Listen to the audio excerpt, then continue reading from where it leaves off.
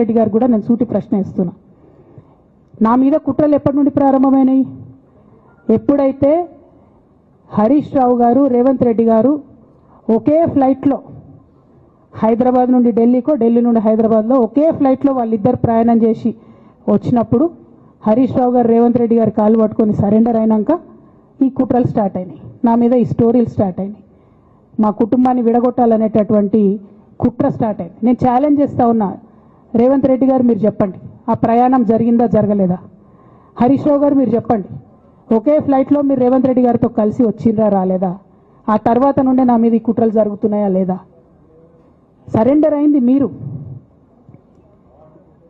ప్రతి ఒక్క విషయంలో దాదాపు ఒక 7-8 ఇష్యూస్ ఉన్నాయి, ఇన్సిడెంట్స్ ఉన్నాయండి. అఫీషియల్ పిఆర్ఓ ట్వీట్ చేస్తాడు, Congress party official PRO tweet చేస్తాడు, ముఖ్యమంత్రి గారు పిఆర్ఓ, ఈ పాల వ్యాపారంలో అవినీతి జరిగిందని. తెల్లారి 2-3 పేపర్లలో వస్తుంది, 3వ రోజుకి మాయమైపోతుంది. అదే కేటీఆర్ గారినేమో 3 సార్లు విచారణ పేరుతో పిలిచి వేధిస్తారు. అంటే కేసీఆర్ కుటుంబం నికార్స్గా బరిగీసుకొని కాంగ్రెస్ పార్టీతో రేవంత్ రెడ్డితో కొట్లాడుతున్నాం కాబట్టి మా మీదనేమో కుట్రలు జరుగుతాయి, మా మీదనేమో కేసులు పెడతారు. మీ మాత్రం 1 or 2 days హెడ్లైన్స్ వస్తే తర్వాత న్యూస్ గాయబవుతుంది. ఎన్ని జరగలే చెప్పండి హరీష్ రావు గారి విషయంలో? ఫస్ట్ పాల వ్యాపారం మీద ఏమొచ్చినాయి ఆరోపణలు? ఆనాడు బీఆర్ఎస్ పార్టీ గవర్నమెంట్లో SC ST BC హాస్టళ్లకు Harish Rao గారి పాల వ్యాపారం నుంచి పాలు సప్లై చేసిరనే ఆరోపణలు అయోధ్య రెడ్డి గారు ట్వీట్ చేసిరు. గతం 2 రోజులు పోయిన ఆరోపణ, ఎందుకు? సరెండర్. నెక్స్ట్ ఒక అభియోగం చేసిరు ముఖ్యమంత్రి గారు, రంగనాయక్ సాగర్ దగ్గర ఆయన ఫామ్ హౌస్ ఉంది, అది ప్రభుత్వ భూమి, కబ్జా చేసిండని. 1 day headline, 3rd day news గాయబ్, నో కేస్ నథింగ్. కేటీఆర్ పరిస్థితి ఏంటి? ఎన్ని కేసులు పెట్టిరు కేటీఆర్ అన్న మీద? ఎన్నిసార్లు పిలిచిండు విచారణకు? ఇవన్నీ పక్కన పెడదాం, నిన్నటి లేటెస్ట్ ఇష్యూ మాట్లాడదాం. కాళేశ్వరం కానీ ఇంకోటి కానీ ఏ ప్రభుత్వంలో అయినా పొలిటికల్ పాలసీ చేసేవాళ్ళు, విధానపరమైన నిర్ణయాలు తీసుకునే వాళ్ళు ముఖ్యమంత్రులు ఉంటారు. కింద ఉన్నటువంటి మంత్రులు దాన్ని ఎగ్జిక్యూట్ చేయాలి. కేసీఆర్ గారు ఒక పాలసీ డెసిషన్ తీసుకున్నారు, నేను కాళేశ్వరం ప్రాజెక్టు కడతా, దానికి ఇన్ని డబ్బులు ఇస్తా అని. ఆనాడు మంత్రి ఎవరు? ఎగ్జిక్యూషన్ చేయాల్సింది ఎవరు? 2014 నుంచి 2018 వరకు తుమ్మిడిహెట్టి దగ్గర నుంచి మేడిగడ్డకు స్థలం మార్చినప్పుడు మంత్రి ఎవరు? ప్రాజెక్టులు డిసైడ్ చేసినప్పుడు మంత్రి ఎవరు? అన్ని మీటింగ్లు, టెక్నికల్ ఇష్యూస్ చూసుకోవాల్సింది ఎవరు? ఇవన్నీ రేవంత్ రెడ్డి గారు మాట్లాడారు. నేను మొత్తం అసెంబ్లీ స్పీచ్ చూడరు మీరు, వీళ్ళ మ్యాచ్ ఫిక్సింగ్ అనేది మీకు తెలిసిపోతుంది. ఏం మాట్లాడరు ఆయన. ఎంతసేపు కేసీఆర్ కాళేశ్వరం కట్టిండు, కేసీఆర్ కుటుంబం 1,00,000 కోట్లు తిన్నది. అరే 2007 నుంచి ఇప్పటివరకు కాళేశ్వరం 1,00,000 కోట్లు కూడా ఖర్చు కాలే. 1,00,000 కోట్లు ఖర్చు కాని ప్రాజెక్టులో 40 లక్షల ఎకరాలకు నీళ్ళీయంగా కూడా 1,00,000 కోట్ల అవినీతి అయింది అంటారు రేవంత్ రెడ్డి గారు. దాన్ని మళ్ళీ ఓన్లీ కేసీఆర్ గారి గురించి చెప్తారు, హరీష్ రావు గారి గురించి మాట్లాడరు. ఎందుకంటే ఇంటర్నల్ అండర్స్టాండింగ్ ఉంది వీళ్ళిద్దరికి. నేను రామన్నను ఒకటే రిక్వెస్ట్ చేస్తున్నా, అన్న ఇవాళ మీతో బాగున్నట్టు వాళ్ళు నటించవచ్చు, హరీష్ అన్న కావచ్చు, సంతన్న కావచ్చు, కానీ వాళ్ళు మన మంచి కోరుకునే వాళ్ళు కాదు, వాళ్ళు తెలంగాణ ప్రజల మంచి కోరుకునే వాళ్ళు కాదు, వాళ్ళు కేసీఆర్ గారి మంచి కోరుకునే వాళ్ళు కాదు. వాళ్ళను మీరు దూరం పెట్టి రాజకీయంగా తెలంగాణ రాష్ట్ర సమితిలో ఇప్పుడు బీఆర్ఎస్లో పనిచేస్తున్నటువంటి హార్డ్ కోర్ కార్యకర్తలను దగ్గరికి తీసుకొని, ప్రజా ఉద్యమాలు తీసుకొని ప్రజల దగ్గరికి పోతేనే మన పార్టీ బతుకుంటుంది, నాన్న పేరు బాగుంటుంది.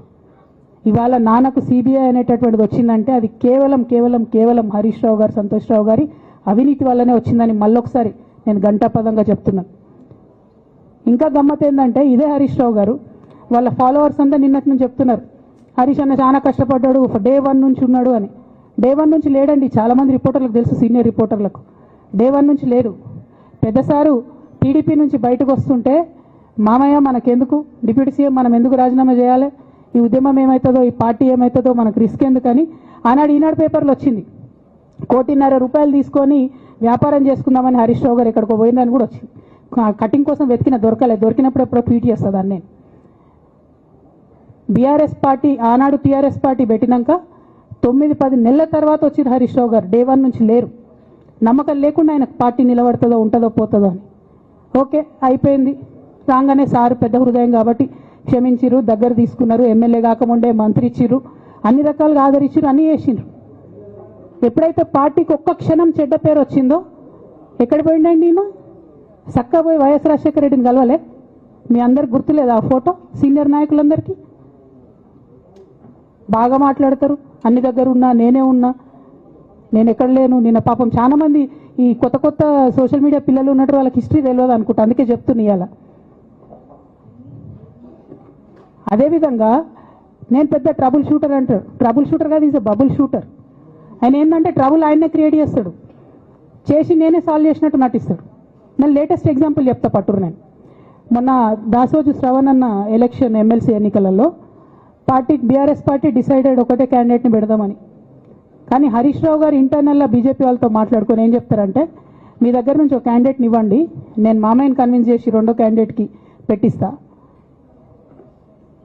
అంటే he wants to create a trouble. ఈ క్రైసిస్లో ఆల్రెడీ మన పార్టీలోకి వెళ్ళి 10 మంది ఎమ్మెల్యేలు వెళ్ళిపోయినాక, 38 మందిలో 10 మంది పోయినాక నువ్వు ఇంకో సెకండ్ క్యాండిడేట్ని పెడితే ఎంత కన్ఫ్యూజన్ అవుతుంది, ఎవరెవరు ఎట్టేట ఓట్లు వేస్తారు. అంటే హార్స్ ట్రేడింగ్కి ఈయన ట్రబుల్ షూటర్ గారు ట్రబుల్ని ఓపెన్ చేస్తారు అన్నట్టు. నాకెందుకో లక్కీగా ఒక బీజేపీ ఎమ్మెల్యే గారు ఫోన్ చేసి, అక్క మరి పెద్దసారి పర్మిషన్ ఉందా హరీష్ అని ఇట్లా అంటున్నారంటే, నేను డైరెక్ట్గా పెద్దసారికే ఫోన్ చేసి నాన్న మరి ఇట్లా అంటున్నారు, మనం సెకండ్ క్యాండిడేట్కి పర్మిషన్ ఇస్తారంటే, nothing doing, only Shravan will get elected, ఎవరు చెప్పారు మీకు అన్నారు. అంటే నేను ఆ విషయం వెంటనే అటువైపు కన్వే చేసిన, లేదండి మాకు అట్లాంటి ఆలోచన లేదు. ఎందుకు ఈ రీసెంట్ ఎగ్జాంపుల్ చెప్తున్నా ఇవాళ అంటే, హరీష్ రావు గారు ట్రబుల్ క్రియేట్ చేసి ట్రబుల్ని మాఫీ చేసినట్టుగా ప్రయత్నం చేస్తారు. బీఆర్ఎస్ కార్యకర్తలందరికీ నేను నా తమ్ముళ్ళకి రిక్వెస్ట్ చేసి చెప్తున్నా, మా చెల్లెలకు రిక్వెస్ట్ చేసి చెప్తున్నా, మీకు పెద్ద స్థాయిలో జరిగే అన్ని విషయాలు తెలియకుండా అందరూ మన వెల్ విషర్స్ అనుకుంటారు. అది మీ తప్పు కాదు, ఎందుకంటే కేసీఆర్ సార్ అంత ఓపెన్ మైండ్తో ఓపెన్ హార్ట్తో ఉంటారు కాబట్టి బీఆర్ఎస్లో ఉన్న అందరూ అట్లే ఉంటారు అనుకుంటారు. కానీ చాలా మందికి చాలా హిడెన్ ఎజెండాస్ ఉన్నాయి. ఓ పక్క కాంగ్రెస్తో కలిసి ఉన్నారు, ఇంకో పక్క బీజేపీతో మాట్లాడుతున్నారు, ఎటు ఎవరితోనో అవసరమైతే అటు మాట్లాడుతున్నారు.